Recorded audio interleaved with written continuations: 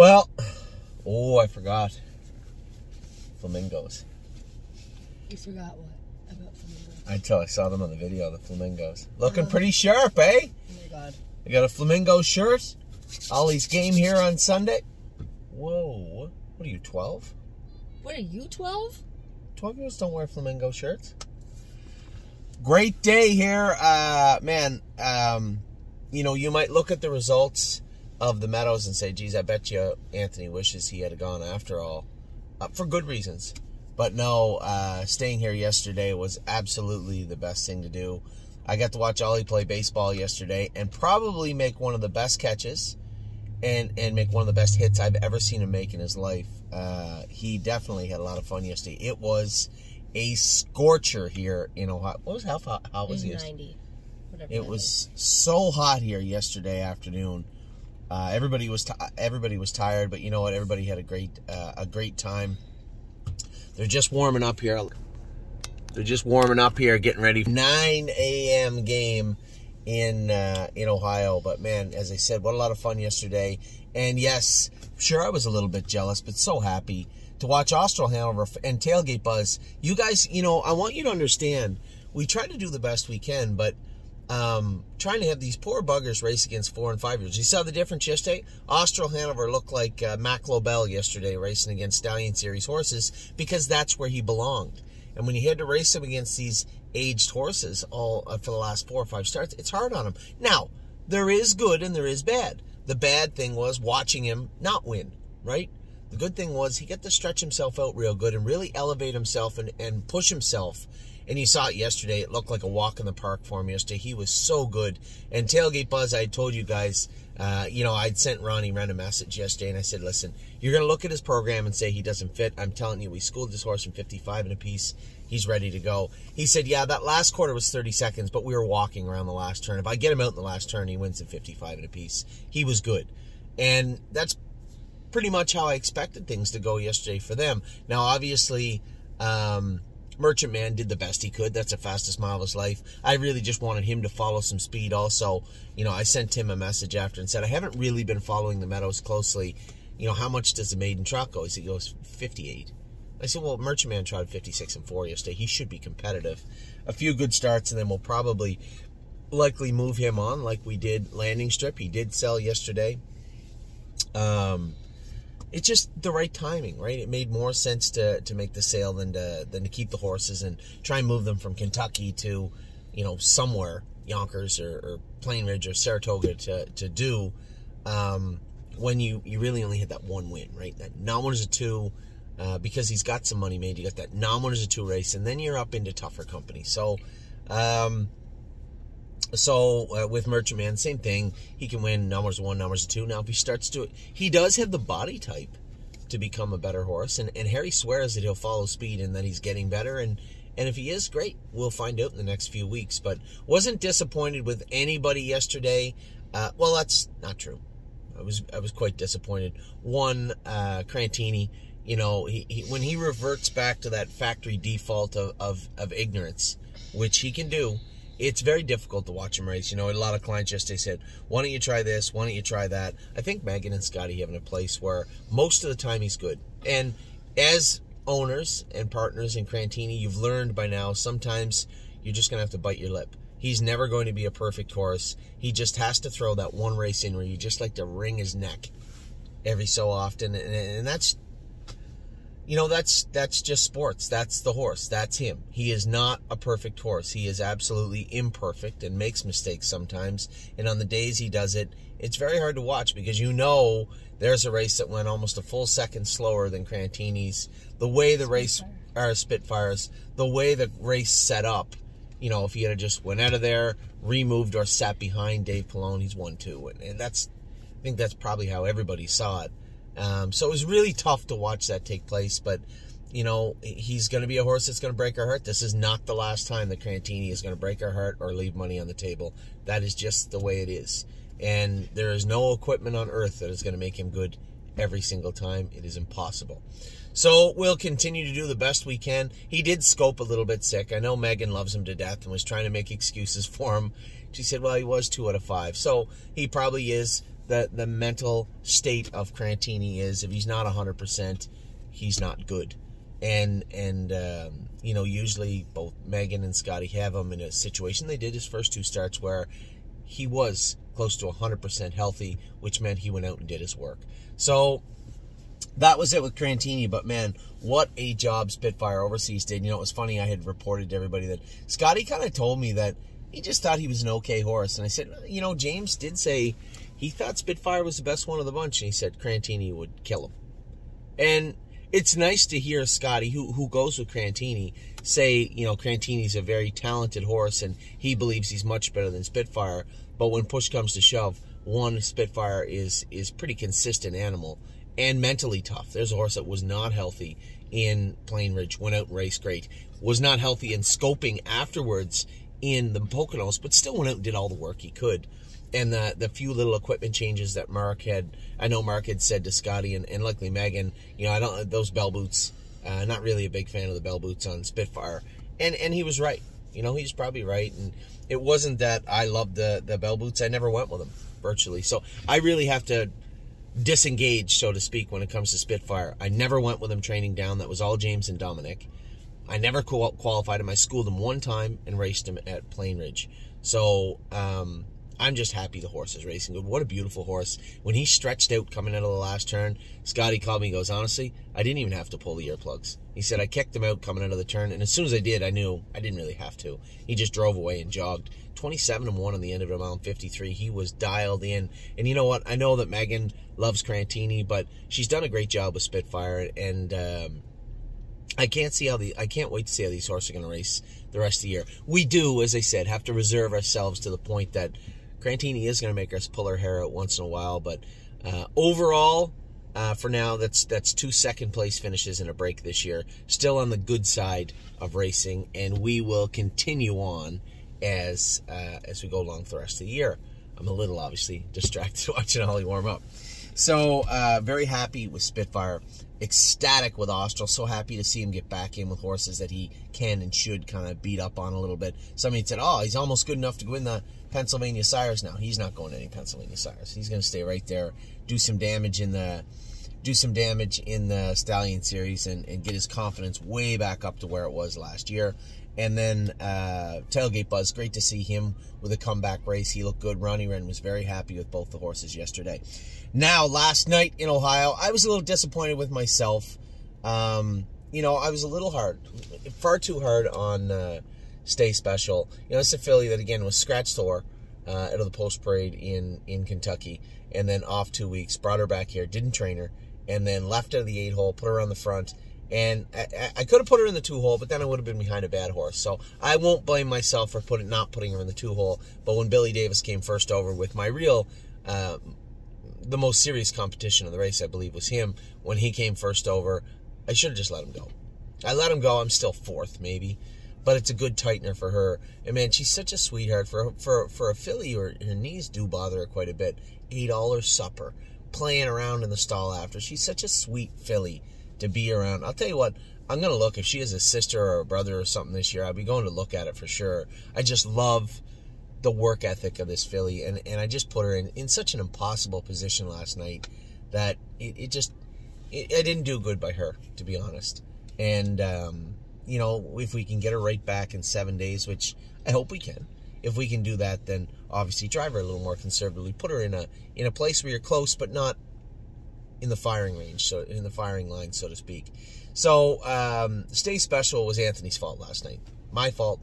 The other filly, it was funny, I was just talking to one of the coaches. I said, you know, if we play error-free baseball today, we got a shot to win the tournament. And he goes, oh, by the way, how'd you do last night? I said, speaking of error-free sports, the filly made a few errors last night. I left out of there with her, man, can she ever get off the car? I just assumed the 8-horse was the horse to beat. The 1 and 3 were good. If I sat quiet behind them, you know, covered up, she could finish, and she is a powerful filly. Just boiled over going in the first turn. I let her pace out of there because when I trained her, she felt pretty smooth, but that's not a racing situation. I let her pace right out of there. Her hobbles were a little long. She ripped her shin boot off going into the first turn.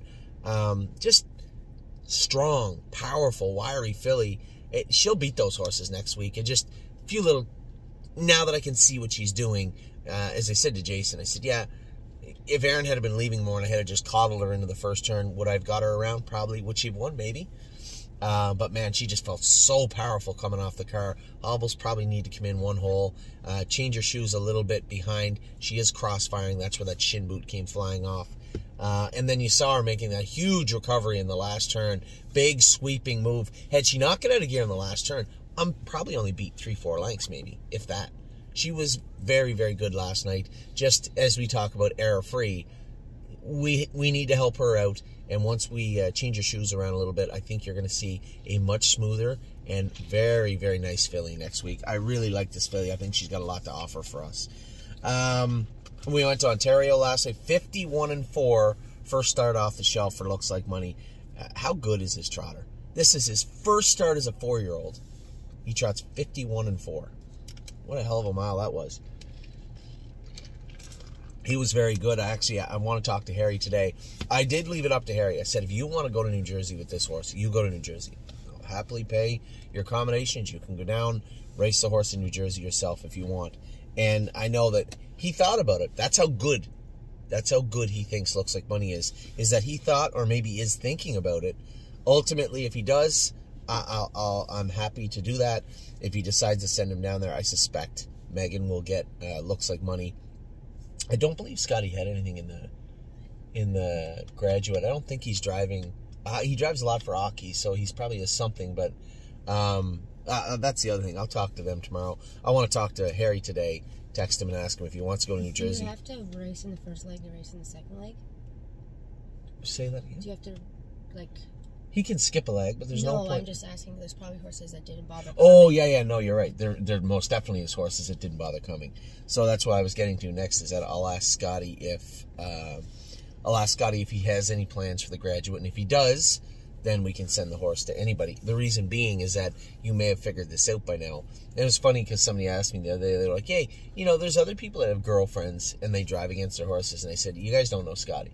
Scotty didn't ask if he was allowed. He just did not want anybody to say, hey, you were easy on Megan's horses. He never even asked the judges if he could or he couldn't. He just won't. So if Scotty has other horses he's committed to, he probably would quietly lobby to not send Looks Like Money to Megan, even though Megan would want the horse, because he just doesn't want the conflict. And really, there's a component of why Scotty is coming to the qualifiers in Ohio next week, is he wants to know which ones are coming, and then talk to Linda Toscano and talk to her and say, hey, what do we got for this, because, the stable's sending Megan some horses, and I want to make sure that I'm in the right place at the right time. You may have noticed yesterday, although he won with Spitfire, he booked off. He had to book off Aki Svensted's horse that he won the Bunker Hill Trot with, that he beat Spitfire with. He had to book off the Bunker Hill Trot to drive Spitfire overseas. The winner, what was his name? The horse that Aki hit in there. Herodotus? No, Herodotus is Burke's horse that was in. He beat him, but the horse that was in the 2-hole that Scotty won he won the trot in wherever with. Anyway, it'll come to me. He had to book off that horse. So Spitfire overseas, great. Everybody was great yesterday. Who else were here? Sintra. I got to have a conversation with Harry. So this is a two-pronged thing. Sintra is going to find it. He's not going to be awesome forever. The horse is like 9 or 10 years old now. He pays 51, come 26-4 last night, but was in the pack. He was not the Sintra of last year. And quite frankly, we didn't buy him last year to be the Sintra of last year. He was a massive overachiever all year for us. And I have to wonder, is he better suited somewhere else? I don't know if he is. And I don't know where that would be. I haven't really given it a ton of thought yet. It would have to be somewhere he can get in every week. Somewhere he can be very competitive. He needs to be the big fish, or the big fish in the small pond, not the medium-sized fish in the giant pond. And that's kind of what he is right now. So I'll talk to Harry about it. I'll talk to James about it. And then try and discern for myself, hey, is this where we want him? Should he be somewhere else? I know Harry's argument is, he's going to drop down a little bit now. I get that. But where should we be racing Sintra right now? So that's a question that needs asked. As I said yesterday, can you pull up the calendar on your phone? So yesterday, A great day, top to bottom, from the stable. Yeah, I drove Stay Special a little flat. The other filly made a little unforced error going into the first turn. But all in all, you know, Spitfire Overseas, huge day. Crantini, yes, made that little mental error. Merchant Man did all he could. Tailgate Buzz and Austral Hanover were fantastic. In fact, that was a stakes record, equaling record, 54-1 for Austral Hanover. Equaled the fastest ever time at the Meadows ever in the Stallion Series. I don't know if that's a Stallion Series or whether it was Stallion Series races at the Meadows. 54-1 is a record. I suspect it's just the Meadows, but I have no idea. And then Looks Like Money and Sintra. Looks Like Money was great, finishing 4th, 51-4. Sintra did all he could, 51, 26-4 in the end of it. And then, as I said, Stay Special and I Forbid You. An error by me on one, an error by the horse on the other. But I suspect a week from now, if they're right back in the same classes, much better results for both of them. Now, last week, Unbeatable Kemp shook the old ring rust off and got back in the swing of things. Looked very, very good last Monday. He's back in a shorter field this week. You know, I had one of our clients, Greg, who's a super analytical guy, a guy that I rely on for a lot of the analytics that I miss. Sometimes he said, Anthony, is this really where we want to race Kemp? Because, you know, he's in for 62.5, which is like 47,000 American. You know, is he not worth more than that? I said, yes, but they have to take him first. Here's a horse that's not consistent. Another horse whose knees bother him quite a bit, like Stay Special, and we constantly work on him. He spends pool time, walker time, light jogging time. You know, we're always looking to keep him comfortable and keep him racing. And if somebody else thinks they can do a better job, then jump up, away you go, and show us. I just don't think there's going to be a ton of people lining up to claim Unbeatable Kemp from us to race in the same class he's been racing in. I could be wrong, but I think he's probably safe for a few starts. If he goes out crushes them on Monday, okay, we can talk about alternatives at that point. But you have to understand, too, there's not a lot of alternatives out there. I'm not sending Unbeatable Kemp away to race for another trainer in another place. Dominic has a pretty good handle on Kemp, his ailments, and how to mitigate them, so he's not going anywhere. Do we have anything else for him in Ontario, in Woodbine? Not really. Right? But he is in a perfect spot. He's in a class that he's proven he can get beat in, and he's in a class he's proven he can win in, but not on a consistent basis. So if he starts to show consistency, okay, that's good for us, but it's also bad for us in the sense that somebody may grab him. The great thing about that class is that it's open to 4- and 5-year-olds. Doesn't matter how many times he wins it, he can win for 50. And I think it is a good spot for him to be right now. My 2 cents. Don't dare move him from there. Just leave him in there for now. So we'll see how Kemp does. How the hell, I'll tell you this much. I galloped How the Hell the other day. First time since we got him back qualified. Week to week. Qualified to race. And in between, he didn't run hard. He didn't train. Just trying to keep him sound. I galloped him the other day. You can see the difference. Even in him galloping. When he was running, getting to the races, it was like this mad dash. And it was a fight with him just to keep him contained. I galloped him the other day in 2-8. 4 even quarters. He had his ears up. He was playing around. He was perfect. That's the first time I saw him like that. So I think he was very, very polite in the warm-up the other night. Yeah, I'm telling you, he's a different horse. When he's at the track and there to do his work, he focuses. He does his work very, very well. And I'm going to tell you one thing. He's going to jump up. He tried 56 the other day. He'll try 55 in a bit this week. I'm sure he will. He looked good. I thought the horse was exceptionally good. At least we got a good umpire today. That guy looks, he knows what he's doing. I don't want to be that guy that says, oh, the umpire's terrible. They have one umpire for the whole game. And the guy's calling kids out. Like, he literally was like 75 years old. He couldn't see from me to the windshield. And he's calling kids safe and out at second base. Which is unfair to him. With dust. But it's unfair to him, but it is his job. And well, they're way over there. He didn't get any of them. What are they doing over there? I don't know. He didn't get any of them right that I saw. And I don't want to be like, hey, he was out, he was safe. He just didn't do a very good job.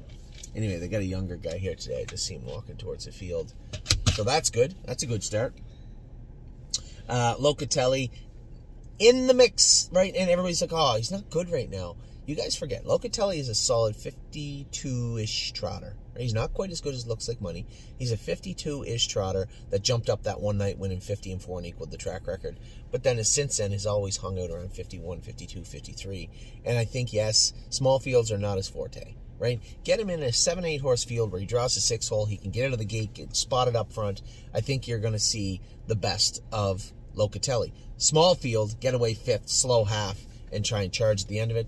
Not his forte. I'm not shocked at all he finished 5th, but I think, as I said, little bigger field this week. He's bet down, I think his morning line odds are like 3-1, or like 3-1 right now. And I think he'll be in a little bit better spot. Hey, what are you guys doing? We'll go watch the game. Go. What's wrong, Eddie Bear? Don't let those bugs in the car. Ava, up to the other park. Go. Ava's just old enough now where she doesn't want to really go anywhere with Addie. She doesn't want to go to the park. She doesn't want to go anywhere. But she's the odd girl out right now. So she's going to have to take Addie up to the park. The swings are right there. Stay close. I don't know if I updated everybody. So pay close attention. I apologize. As I was getting this information put on this page here, it dawned on me, I don't know if I updated everybody what was going on with Stay Close. His AST was 10,000 last week. He tied up substantially. I watched the race. I'm like, oh my God, we're going to have to get this horse out of here. I can't keep racing him in this class. I was a little angry, to be honest. Then I got his blood back. I'm like, oh my God.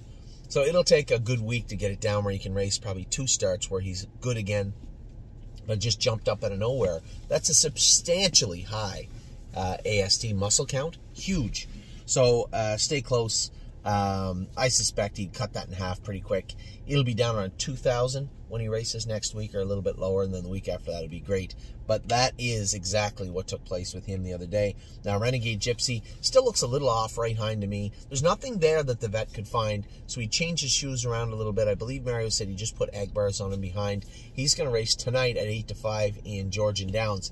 Now, whatever is going on with that right hind, I'm sure as he goes along and we work on it, it'll get better and better and better. And as it gets better, his confidence will come up and the horse will race better. As of right now, you can see coming out of the gate, a little rickety. Last turn, he was out of gear a little bit. Really didn't show that pop that we saw at the end of the fall last year. And I think he'll bounce back pretty strong soon enough. And then, you get Per Lucky, who raced great, continues to race great. 3rd and 53 in Oak Grove, and I'm sure he'll be much better this week. We did have a lot of luck on the track. We had 1 horse race on Tuesday, 1 horse race on Wednesday. On Tuesday, we had Haunted House. He jogged and looked good. Somebody sent me a note and said, why did Oakwood Cowboy struggle in this class and Haunted House look so good? The short answer is because he's a better horse, would be my first inclination. And that's only incrementally, just a little bit better, but he is better. Haunted House is a better horse than Oakwood Cowboy. And there's nothing wrong with that. I thought the horse raced well. Oakwood Cowboy raced okay in... they got Ollie at short again. Oakwood Cowboy raced okay at Saratoga, but he needs a few starts. He struggles with his breathing a little bit. And I know Mark was... What's wrong, honey? What do you need? You all right? I know that Mark said they were struggling a little bit to get him his full air. What I mean by that is you grab him, he'll make a noise. He shuts his air off real easy. Well, there's things you can do, but it's just more or less consistency. Race him every week, get him in a familiar place, have somebody drive him that's a little, that can go easy on him. And hopefully now that Brett knows the horse a little bit better, he can get in a groove where he knows the horse really well. But Haunted House just obliterated them on Tuesday. Just looked so good. Very, very happy to see him racing good. And then I went out and won very easily with Mo Power Baby. Now, she did have to move up. I thought she fit that class for one more race. But she did have to move up, so she went up a little bit into the non-wars of 4. But, you throw that race. The other day was okay. But the week before, that race is competitive with any of those middle-of-the-road classes. If she can do in this class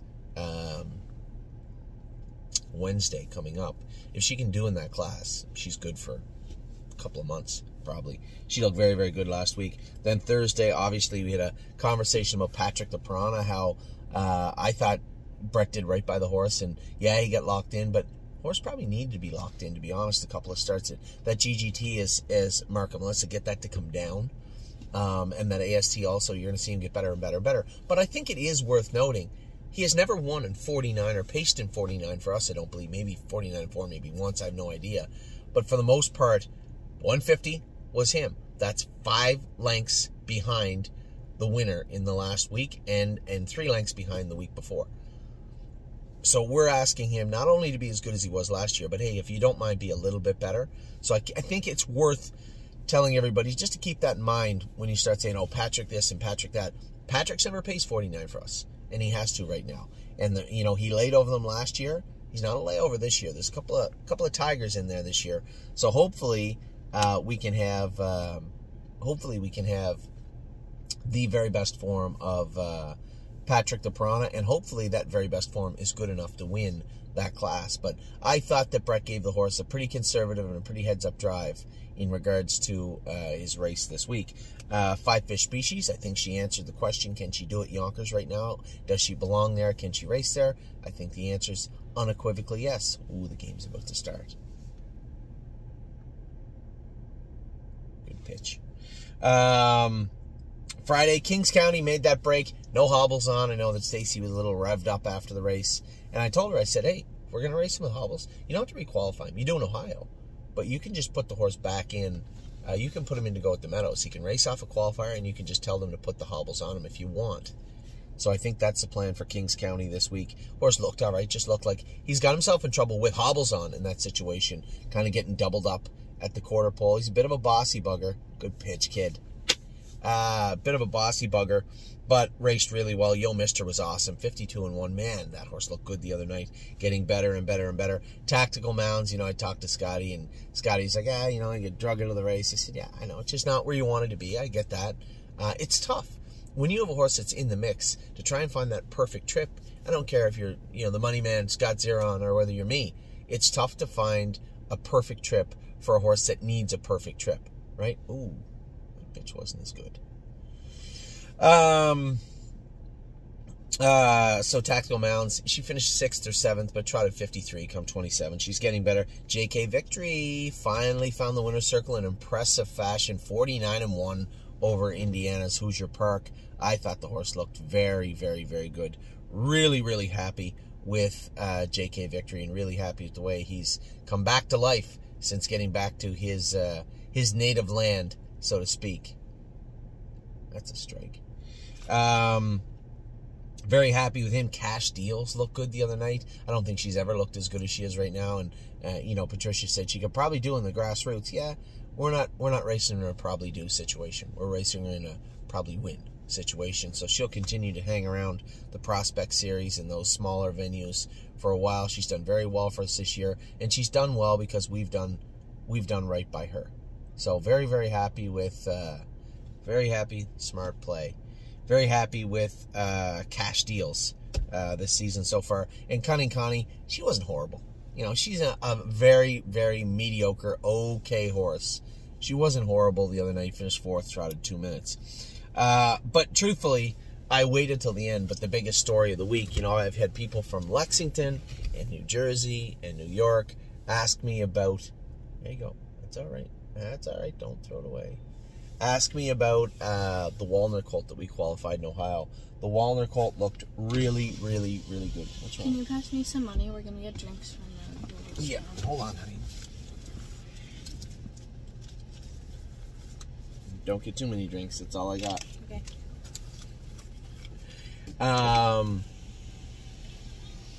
they got him in a rundown.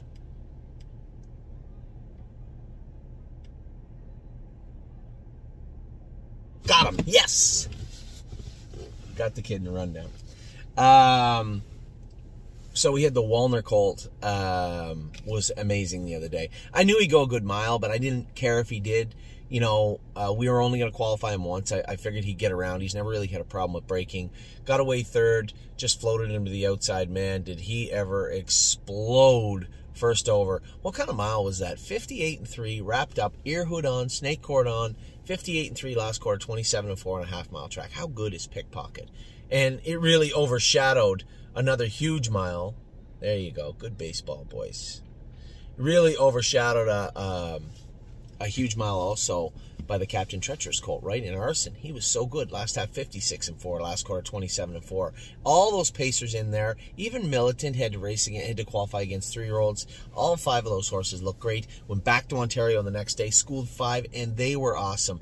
And the shocking thing, The biggest shock of the week wasn't the mile in 58.3 by the Walnut. That's not really shocking to me at all.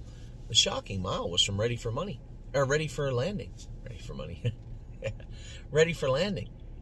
2-1, last half 59, last quarter 29, error-free, and look good doing it too. A big day. Lonely Lakewood had to come 28 apiece, and quite frankly, if I come a half and eat them up, that's all right. It's all right. Good job, Ollie. It was a sharp ball, hit the third, and the kid bobbled it a bit. Ollie picked it up rather than throw it. He ate it. Good. The biggest last quarter of the week in Ontario was from the Green Shoe filly, Insider Trading. She was so good. I didn't see where she was because I was sitting like second or third I think in the mile. Amy said she was 5 lengths behind you and ended up beating me for second at the wire. Jody Jameson went with her, said she's a really nice filly. So really happy with her. Fly ball, he's got it. Oh, no, he doesn't. Got to make those catches.